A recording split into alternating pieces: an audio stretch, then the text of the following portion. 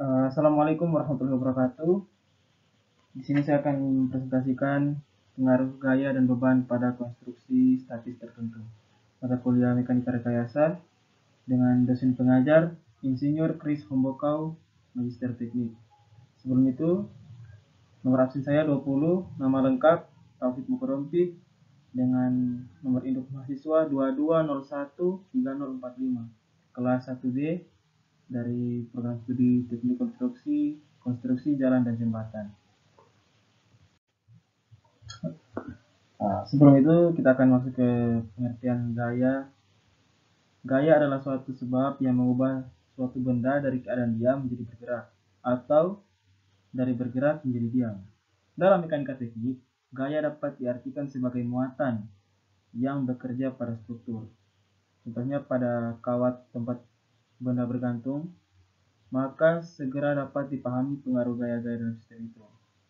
Itu pengaruh gaya berat pada benda yang mengakibatkan benda jatuh jika kawat putus, dan pengaruh suatu gaya yang menyebabkan kawat tegang selama benda bergantung pada kawat tersebut. Gaya yang digambarkan tersebut di atas disebut gaya tersembunyi. Itu gaya yang tersembunyi dalam konstruksi. Gaya-gaya semacam inilah yang akan kita bahas dalam bidang ilmu gaya mekanika teknik atau mekanika rekayasa. Gaya itu adalah berat sendiri dari benda tersebut akibat pengaruh gravitasi. Gaya berat tersebut mempunyai arah ke bawah dan bekerja melalui titik berat benda, yang sebelumnya kita pelajari bahwa itulah titik tangkap. Hal ini menunjukkan bahwa sebuah gaya mempunyai besaran atau nilai, arah, dan titik tangkap. Untuk menggambarkan gaya, kita biasanya menggunakan anak panah atau disebut dengan vektor. Makan besar pula gayanya. Gaya dinyatakan dalam suatu berat, yaitu Newton. Arahnya ditunjukkan dengan arah mata panah.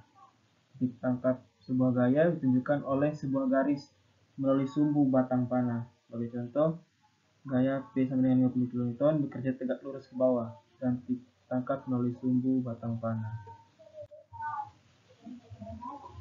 Komposisi gaya pada suatu struktur mungkin bekerja lebih dari satu gaya dan susunannya juga bermacam-macam.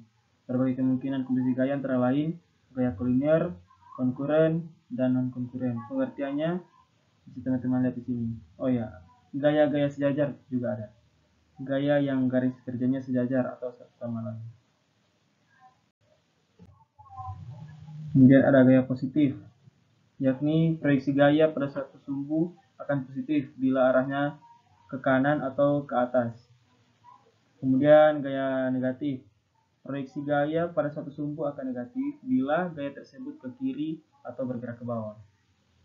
Dua gaya dikatakan setimbang jika besarannya sama, arahnya berlawanan dan segaris kerja.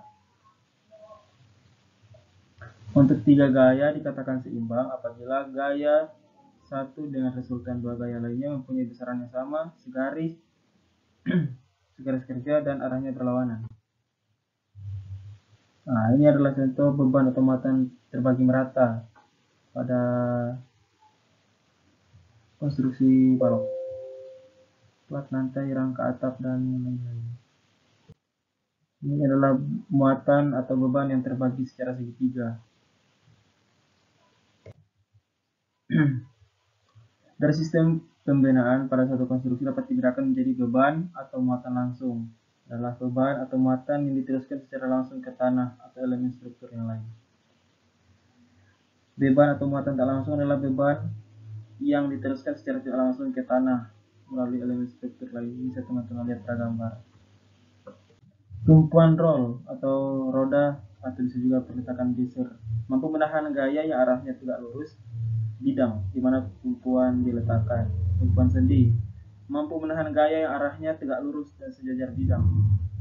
Tumpuan jepit mampu menahan gaya yang arahnya tegak lurus dan sejajar dengan bidang. Dan juga mampu menahan gaya yang menyebabkan tumpuan berputar.